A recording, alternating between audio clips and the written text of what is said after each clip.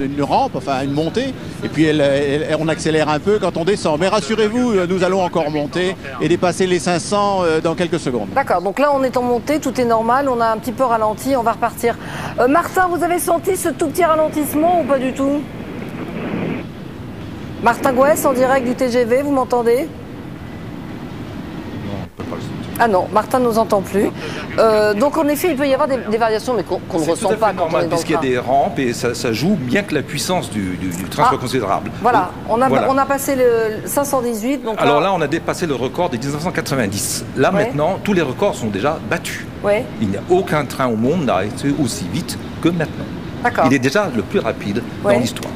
Et là, l'objectif, c'est quand même aujourd'hui d'essayer d'arriver à combien? Je ne sais pas, je ne peux pas vous le dire. Je peux vous dire que la vitesse de 600 km/h est à peu près impensable, d'après du moins Yves Machefer-Tassin, des plus grands ingénieurs, il me l'a dit hier soir.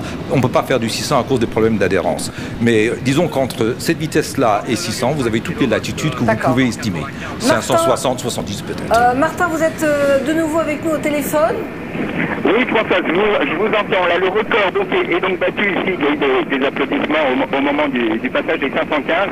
Maintenant, tout le monde est de nouveau nerveux. La vitesse est vraiment phénoménale. On a une impression de vitesse quand on est assis dans ce TGV phénoménal. On est légèrement écrasé contre son fauteuil. On sent bien les virages. C'est vraiment très très impressionnant et la vitesse qui augmente toujours. Comme je vous disais tout à l'heure, la comparaison avec les astronautes, vraiment on n'en est pas loin, on a l'impression d'être vraiment dans une fusée. Donc vous êtes bien assis et collé au fauteuil, Martin. On a perdu Martin Gouès, mais il faut dire qu'à cette vitesse, c'est pas évident non plus de garder... Ce n'est pas évident de garder des liaisons. Vous pouvez remarquer le défilement des supports de caténaire. Vous voyez, c'est absolument extraordinaire. Ils ponctuent toutes les secondes. Vous voyez, absolument. Voilà. Le bruit doit être absolument infernal depuis l'extérieur. J'ai assisté au record à 515 en 90. C'était absolument assourdissant. C'est vrai. Et les cailloux du ballast volent sous les têtes. Ils sont entraînés par le vent de la course. Jean-Marie Messler, vos impressions en voyant cette progression continue? Vous croisez les doigts? Oui. Je dis jusqu'où iront-ils? Non, mais voilà, tout se passe bien. 560, nous y voilà. Des applaudissements autour de nous, car dans la salle de presse, tout le monde est rivé sur les grands écrans. Et à chaque seuil de vitesse, voilà les applaudissements successifs. Record de 81, record de 90. Et puis le record de jeudi dernier, puisque nous avons été à 568 et des poussières. Nous voilà à 567. Jouer son va-tout. Alors c'est maintenant que tous jouent. Absolument. Soit on décide d'arrêter, soit on continue. C'est le va-tout complet. Alban Mikosi. Françoise, pardon de vous interrompre Françoise, mais le voilà au bout de la ligne droite. Effectivement, c'est pour ainsi dire une fusée sur Terre. J'imagine que vous voyez cette image extrêmement spectaculaire. Alors il passe à notre hauteur. Ah, c'était extraordinaire. Vous avez entendu peut-être quelques applaudissements autour de nous, mais ici surtout, aussi on applaudit. Vraiment, il est passé d'une manière extrêmement spectaculaire. Je peux vous dire que ici c'est vraiment très très impressionnant. Vous savez à quelle vitesse il est passé? En tout cas pour nous, on n'avait jamais vu un train passer aussi vite. Et ils ont fait 574. Hein. Ah non, manifestement là ils réduisent. Il y a coupure de traction là. Ils réduisent. D'accord. Ils considèrent que 574 c'est en effet l'objectif qu'ils souhaitaient obtenir.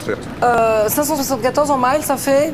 Je n'ai pas ma calculette avec moi, mais... On va dire que c'est pas très loin de 350, donc ça devrait plaire au marché américain. Pour conclure, Monsieur Metzler... C'est plus de 355 miles, tel que je les ai calculés hier. Donc c'est un chiffre rond, intéressant pour la communication, mais surtout une merveilleuse réalisation commune, des gens qui ont préparé les rames, des gens qui ont préparé la voie, des gens qui ont mis en place le matériel et qui aujourd'hui dirigent les essais. Et puis je n'ai garde d'oublier tous ceux qui ont précédé, qui ont permis aujourd'hui qu'un train, finalement, deux roues roulant sur des bouts de fer, roule à 574 km/h. Merci beaucoup pour ces impressions, Jean-Marie Messler. 574,7 km/h, c'était donc le record. C'est maintenant que c'est dangereux, parce qu'il faut ralentir. Il ne faut pas freiner. Merci, ils vont ralentir. Merci Clive. L'ami, j'ajoute qu'à 13h30 tout à l'heure, nous retrouverons en direct toute l'équipe qui était dans la motrice, à commencer par le conducteur qui nous donnera évidemment ses impressions. En attendant, retour aux autres informations de ce mardi 3 avril. On en sait maintenant un peu plus sur ce tsunami qui a ravagé les îles Salomon. Difficile de se faire une idée précise du bilan.